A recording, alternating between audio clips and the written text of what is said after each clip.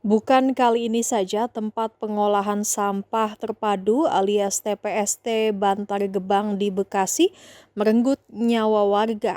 Tragedi pada Minggu 8 Maret merupakan tragedi ketiga di TPST Bantar Gebang, Bekasi, Jawa Barat. Diketahui gunung sampah di Bantar Gebang, Bekasi longsor hingga menyebabkan 4 orang tewas pada Minggu 8 Maret. Mereka yang tewas mulai dari sopir hingga penjaga warung sekitar.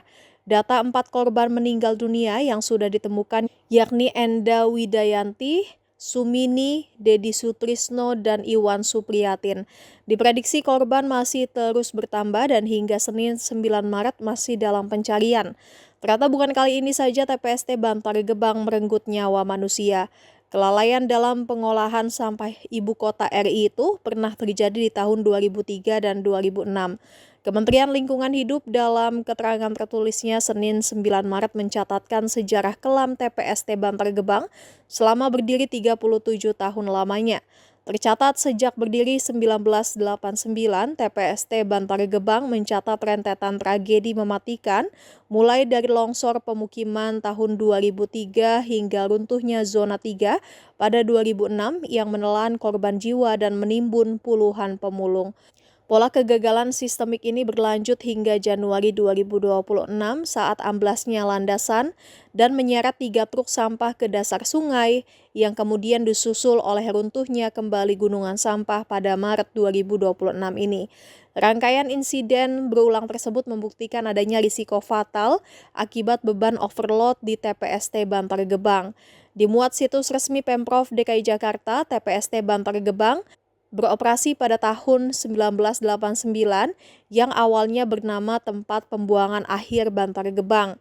Namun seiring waktu pembuangan sampah warga DKI Jakarta itu berganti nama menjadi Tempat Pembuangan Sampah Terpadu alias TPST Bantar Gebang.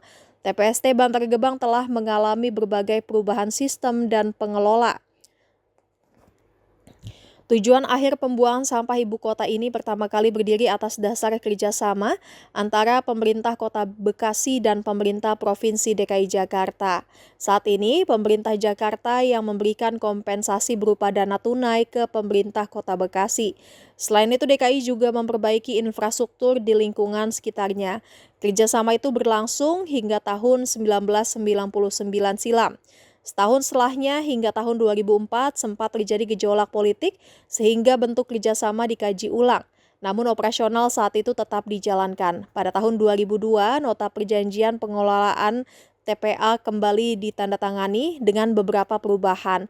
Jika sebelumnya pemerintah DKI memberikan kompensasi 8 miliar rupiah, maka pada tahun 2002 diperbarui ditambah menjadi 14 miliar rupiah.